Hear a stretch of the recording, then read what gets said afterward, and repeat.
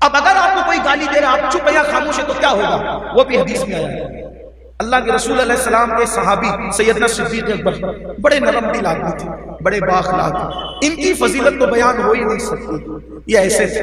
حضور محدث اعظم کے چھوچوی رحمت اللہ علیہ نے ان کی فضیلت اس شان سے بیان کی، کہتے ہیں مرتبہ حضرت صدیق کا یہ ہے سید، ہر فضیلت کے وہ جامع ہیں نبوت کے سے۔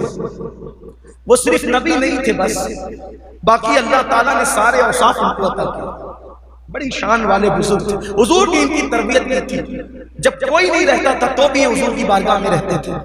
آقا نے ان کو اوصاف قرآن پلا دیے تھے، اسرار قرآن پلا دیے تھے، رموز قرآن پلا دیے تھے، گویا کہ ان کی پوری زندگی کو قرآن کے سانچے میں ڈھال جاتے، اوروں کی بھی، لیکن ان کی خاص بات تھی۔ میرے نبی کا صحابی شان والا ہے تو ہر ایک کی خصوصیت جدا جدا ہے۔ اور صدیق اکبر بیٹھے ہوئے، حضور بھی تشریف فرمائے، کسی نے حضرت ابوبکر صدیق کو گالی دی اس محفل میں، یعنی بعض لوگ اتنے بھی جرأت مند ہوتے تھے کہ اب وہی گالی کا مطلب وہی جو میں پہلے بول چکا ہوں، یعنی کہ تو ایسا ہے ویسا، یعنی گالی کی تعریف متعین کر دیتے ہیں اس کو سمجھانے کے لیے۔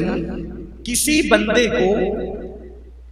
بندے کو اس کے منصب سے گرا کر کہنا یہ گالی ہے۔ اب سمجھ گئے گالی، ساری وعیدیں اسی گالی پر ہیں۔ اب جو ہم دے رہے ہیں وہ بہت گندی ہے، لیکن گالی مطلب کیا؟ کسی بندے کو اس کے منصب سے گرا کر بولنا گالی، مطلب عالم کو کہنا او جاہل، ٹھیک، عالم کو اپنے کہا او جاہل گالی، نیک کو کہا او بدکار گالی، نیک انسان کو کہا او ریاکار گالی ہے نا، یعنی اس کے منصب سے آپ نے ہٹایا اس کو۔ اسی طریقے سے کسی شریف آدمی کو کہا او بدمعاش گالی ہے، کسی عقل مند کو کہا او بے وقوف گالی ہے۔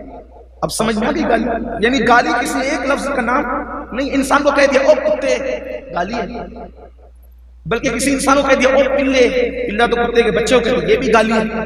یہ سب ہے گالیاں آسان زبان میں، کسی کو اس کے منصب سے، اب انسان کو کتا کہا تو ہو گئی گالی، اور کتے کو کتا کہا تو گالی نہیں، کیونکہ اس کا منصب ہی وہی ہو۔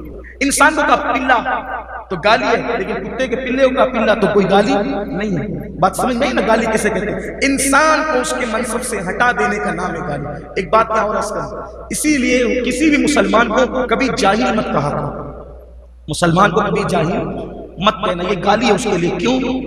اس لیے کہ حضور کا امتی کبھی جاہل نہیں ہو سکتا۔ وہ ان پڑھ ہو سکتا ہے، وہ ان پڑھ ہو سکتا ہے، لیکن وہ جاہل اس لیے کہ جو رسول اللہ کو جاننے والا ہو، وہ جاہل کیسے ہو سکتے ہیں؟ وہ زمانے جاہلیت والا جاہل کہہ رہا ہوں۔ ہاں کہیں کسی کے کم علمی کو یا بے علمی کو بتانے کے لیے عرف میں کہیں کہہ دیا جائے تو ایک الگ بات ہے، لیکن احتیاط کیا کرو، کسی کو جاہل نہ کہو، بچا جاؤ۔ اسی طرح کسی مسلمان کو بے وقوف بھی مت کہا، حالانکہ بہت آسانی سے لگتا ہے بے وقوف ہے، احمق ہے، بچا جاؤ، مت کہا۔ پہلی بات تو یہ کہتا ہوں اپنی زبان کو کنٹرول میں رکھو میرے بھائی، کسی کو کچھ نہ کہا۔ ابھی آگے کچھ بہت بڑی باتیں میں کرنے جا رہا ہوں، وقت تو ہو رہا ہے لیکن جلدی جلدی سے کرنا چاہتا ہوں۔ تو صدیق اکبر کو کسی نے گالی دی، حضور علیہ السلام نے حضرت ابوبکر صدیق کو دیکھا، مسکرا دیا۔ صدیق اکبر نے جواب نہیں دیا، کوئی جواب نہیں دیا۔ پھر اس کے بعد اس نے دوسری گالی دی، صدیق اکبر نے پھر کوئی جواب نہیں دیا۔ اس نے پھر گالی دی، صدیق اکبر نے پھر کوئی جواب نہیں دیا۔ اب صدیق اکبر کو آیا غصہ، اب جو گالی دے رہا تھا صدیق اکبر نے اس کو جیسے جواب دینا چاہا، حضور علیہ السلام غصے میں جلال میں آئے، اٹھ کے کھڑے ہو گئے، چل دیے۔ اب حضور کھڑے ہو جائیں تو صدیق کیسے بیٹھے رہے؟ وہ بھی کھڑے ہو گئے۔ حضور چل دیے تو صدیق بھی چل دیے۔ عرض کی آقا میرے ماں باپ آپ پہ قربان، اس نے اتنی گالیاں دی، آپ چپ رہے، مجھے دیکھ کے مسکراتے رہے، اور میں نے اس کو کیا جواب دیا؟ آپ جلال میں آگے، غصے میں آگے، کہا ابو بکر تجھے کیا بتاؤں، جب تو چپ تھا تو اللہ نے تیری طرف سے فرشتہ مقرر کیا تھا، جب وہ تیری توہین کرتا تھا تو فرشتہ جواب دیتا تھا، جب تو صبر کر کے چپ بیٹھا تھا تو جواب فرشتہ دیتا تھا، جب تو بولنے لگا تو فرشتہ چلا گیا اور شیطان آ گیا، تو جہاں شیطان آئے گا میں وہاں کیوں رکوں؟ پھر میں وہاں سے چل گیا۔ تو جب تم خاموش رہو گے فرشتہ جواب دے گا، جب تم چپ رہو گے فرشتہ جواب دے دو لوگوں کو گالیاں۔ میں تو کہتا ہوں کہ جو گالیاں ہمیں دیتے وہ ایک طرح کے ہمارے محسن، اس لیے کہ ہزاروں سال مالا جب کر وہ مقام تمہیں ولایت کا نہیں مل سکتا جو لوگوں کی گالیوں پہ چپ رہ کے صبر کر کے مقام ملتا ہے، بلکہ اللہ جس کو اپنا ولی بنانا چاہتا ہے اس پر کچھ گالیاں دینے والے مقرر کر دیے جاتے ہیں۔ وہ اس کو گالیاں دیتے رہتے ہیں، صبر کرتا رہتا ہے اور مقام ولایت پا جاتا ہے۔ اس لیے لوگوں کو چاہیے صبر سے کام لو، مت جواب مت، لیکن یہ ہے بڑا کڑوا گھونٹ، آسان نہیں ہے۔ مسواک کرنا آسان ہے، کھانے سے پہلے نمک چکھنا آسان ہے، مسجد کے زینے پہ بیٹھے ہوئے لوگوں کو تھوڑا بہت صدقہ دے دینا بھی آسان ہے، نماز پڑھنا بھی آسان ہے، لیکن گالی سن کے چپ رہ جانا یہ بڑے ہمت کا کام، آسان نہیں ہے یہ کام۔ لیکن جو یہ کر جائے پھر اللہ تعالیٰ اس پہ فرشتہ مقرر کرتا ہے جواب دینے، اس کی طرف سے فرشتہ جواب دیتا ہے، نہ دو جواب، کوئی گالی دے نہ دو جواب، خاموش ہو جاؤ، نکل جاؤ۔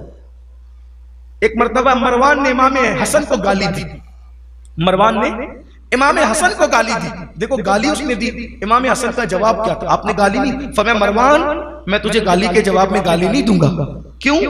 اس کی وجہ یہ ہے کہ اندر جس کے جو ہوتا ہے باہر وہی نکلتا ہے۔ البتہ تو نے مجھے گالی بڑی گندی دی ہے، میں اللہ سے اتنا ہی عرض کرتا ہوں کہ تو نے مجھے جیسی گالی دی اگر میں ویسا ہی ہوں تو اللہ مجھے معاف کر دے، اور اگر میں ویسا نہیں ہوں تو اللہ تبارک و تعالیٰ تجھے توفیق عطا کرے کہ تو ایسی بات نہ کیا۔ دیکھیں یہ جواب ہے گالی کا جواب، اس لیے ہمیں چاہیے گالی سے تو آج سچے دل سے توبہ کریں، کسی کو گالی نہ دیں۔ اب کس کس کو گالی نہ دیں؟ آئیے ذرا اس کی طرف بھی آ جاتے ہیں، کس کس کو گالی نہ دیں؟ اللہ کے رسول علیہ السلام نے فرمایا پسو سمجھتے ہیں نا، ایک دم باریک سا کیڑا ہوتا ہے، دکھتا بھی نہیں ہے، جب کاٹ لیتا ہے ایک دم بالکل زور کا درد ہوتا ہے، جلن ہوتی ہے، تب پتہ چلتا ہے کسی نے کاٹا، دیکھو تو چپکا ہوا نظر آتا ہے، ایک دم باریک سا پسو۔ اللہ کے حبیب علیہ السلام فرماتے ہیں پسو کو بھی گالی مت دو۔ اگر تم نے دنیا میں پسو کو گالی دی تھی تو قیامت کے دن اللہ تم سے اس کے بارے میں بھی سوال فرمائے گا۔ مرغی کو، بکری کو، جانور کو بھی گالی مت دو، تم کسی جانور کو بھی گالی نہیں دے سکتے۔